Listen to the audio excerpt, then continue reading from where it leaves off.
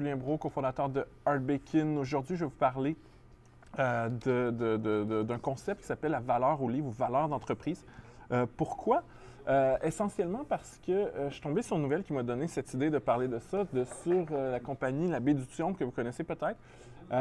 Et l'entreprise ne va pas très bien, puis je pense que c'est assez évident pour tout le monde. C'est des grands magasins en département, c'est un concept du 19e siècle. Dont la plupart des représentants sont morts, si on pense au Eaton et compagnie. Et l'entreprise a dévoilé ses derniers résultats, je pense le 10 décembre, donc je pense que c'était hier ou hier, c'est ça. Et c'était, bon, sur le quarter, là, sur le trimestre, l'entreprise a perdu 226 millions et ça fait des années que la Baie du Thion perd de l'argent. Elle perd de l'argent, c'est une belle machine à détruire de la valeur pour les actionnaires. Et ce qui est intéressant, la raison pour laquelle je parle de ça, c'est que qui veut acheter une machine à perdre de l'argent? Eh bien, il y a des gens. Le PDG, le chairman, Richard Baker, de la Baie du Thion. Puis allons voir sur l'application Art Bacon à Baie du Thion. Donc, le symbole boursier, c'est HBC. Donc, on l'a trouvé, HBC. Donc, le chairman, donc le président du conseil de Hudson Bay Company, Richard Baker, a fait une offre pour privatiser l'entreprise. Je pense à 9 de l'action, j'ai pas mais pour un petit peu plus que ce qui se négocie présentement. L'action est à 8,78. Ce qui est ressorti dans les médias récemment, c'est qu'il y a un groupe concurrent qui, je pense, c'est Catalyst, une compagnie qui s'appelle Catalyst Capital, qui a accumulé 16 des actions de Hudson Bay Company et qui s'oppose en fait à la privatisation de Hudson Bay. Donc, quand on parle de privatisation, c'est que justement le président du conseil, avec d'autres investisseurs, va racheter l'entreprise, il ne sera plus coté en bourse.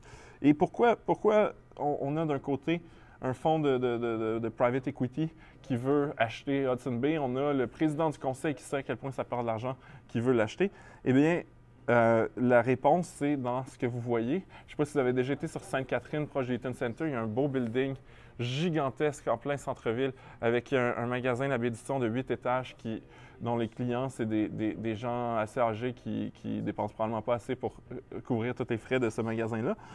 C'est le portefeuille d'immobilier de Hudson Bay. Hudson Bay qui n'est pas juste la baie, là. Ils ont acheté aux États-Unis Saks on Fifth Avenue.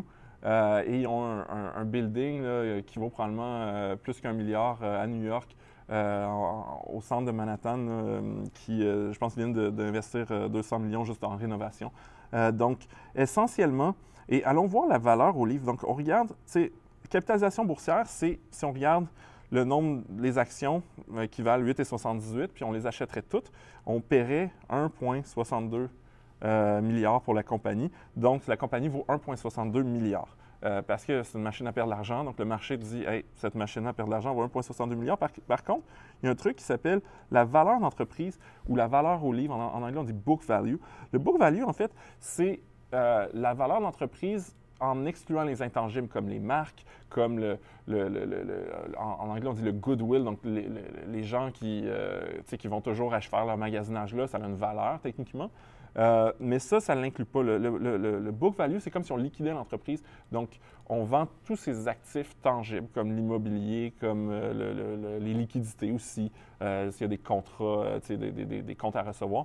On vendrait tout ça et on paierait les dettes, combien il nous resterait. Mais dans le cas de la baie, en fait, il nous resterait 5,5 milliards, essentiellement à cause de son portefeuille d'immobilier. Donc, on peut imaginer un groupe, et là, j'ai aucune idée, je ne peux pas prêter d'intention à Catalyst Group, mais si moi, j'étais un private equity, ce que je ferais, c'est que j'achèterais la baie et je vendrais l'immobilier, je fermerais les magasins et peut-être qu'il y a des parties qui sont encore... Il y a peut-être certains magasins qui ont des profits, mais je les vendrais le moins cher possible. Je fermerais la compagnie et on aurait fait de l'argent. Donc, c'est à peu près la raison pour laquelle les gens compétitionnent pour acheter la compagnie, c'est qu'en fait, elle vaut beaucoup moins cher en tant que compagnie de détail qu'elle vaudrait comme holding d'immobilier. Donc, et c'est intéressant et ça m'amène à une autre compagnie de même type que la Baie. Malheureusement, c'est un autre magasin à département aux États-Unis qui est très connu, Macy's, dont le symbole boursier est M, parce que c'est sur le New York Stock Exchange où des fois il y a des symboles boursiers avec une lettre. Ils ont ce privilège-là. Macy's a un ratio cours-bénéfice de 5. Donc, l'entreprise ne perd pas d'argent. On paye presque rien pour ses bénéfices, mais on s'entend que c'est mal positionné pour l'avenir. La valorisation boursière de la compagnie est de pratiquement 5 milliards. Et on ne fait pas beaucoup de marge de profit, on est dans le détail, c'est normal. Mais on va regarder la valeur de l'entreprise. Oh my God! L'entreprise vaut 9,2 milliards. Donc, c'est la même chose. Macy's, pour être honnête, on pourrait l'acheter. Si on était capable de le payer 4,8 milliards, ce serait merveilleux. Juste le building de Macy's au centre-ville de Manhattan. Et là, je n'ai pas de registre foncier, mais ça vaut des milliards. C'est vraiment probablement plus que le magasin flagship de Saks on Fifth Avenue. C'est gigantesque. Donc, ça vaut quasiment le 4 milliards que Macy's au complet, qui a 200 quelques magasins, vaut. Donc, c'est toujours intéressant de regarder le book value quand vous investissez dans une entreprise parce que la première règle quand on investit, c'est de ne pas perdre d'argent et la valeur au livre n'est pas très indicative de la profitabilité, à quel point c'est une bonne business. Mais on se dit, si tout marche mal, et qu'on décide de liquider l'entreprise, bien, au moins, ça donne une espèce de plancher de sécurité. Le danger avec ça, c'est souvent le PDG, il est payé à salaire, c'est un employé, et lui, est-ce qu'il veut perdre sa job en disant « je liquide tout et je me renvoie moi-même pour le bien des actionnaires ». En général, non, il va dire « j'ai un plan, voici qu'est-ce qu'il faut faire pour sauver l'entreprise ». Donc, en général, les PDG ou la haute direction de l'entreprise va essayer de sauver l'entreprise plutôt que la liquider. C'est la nature humaine. Et donc, on peut arriver avec une entreprise qui avait un super beau book value et qui va brûler toute sa valeur en tentant de sauver l'entreprise encore et encore et encore. Donc, je n'investirai pas seulement sur le seul book value, sur la théorie du book value, à moins qu'on ait un private equity puis on peut acheter 100 d'entreprise. Ensuite, on fait qu'est-ce qu'on veut avec. Donc, ça a du sens. En tant qu'investisseur boursier, on regarde ça quand même pour voir, pour comprendre c'est quoi la valeur. Et c'est quand même intéressant une entreprise qui a plus de book value qu'une autre, mais je n'investirai pas seulement sur ça en disant « Ah, c'est pas cher par rapport au prix que je paye moins cher que le book value ». Oui, mais vous ne la contrôlez pas, l'entreprise.